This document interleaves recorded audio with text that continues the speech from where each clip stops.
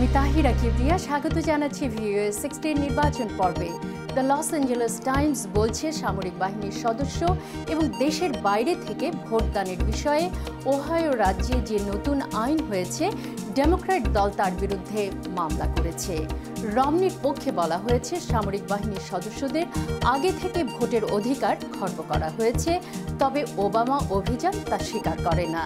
The Huffington post বলছে Romney July মাসে $10 লক্ষ তহবিল সংগ্রহ করায় ডেমোক্র্যাটরা চিন্তিত। পলিটিকো বলছে ওবামার তহবিল সংগ্রহে ঘাটতি থাকা সত্ত্বেও নতুন একটি প্রচার অভিযানে প্রায় $8 কোটি ব্যয় করা হয়েছে।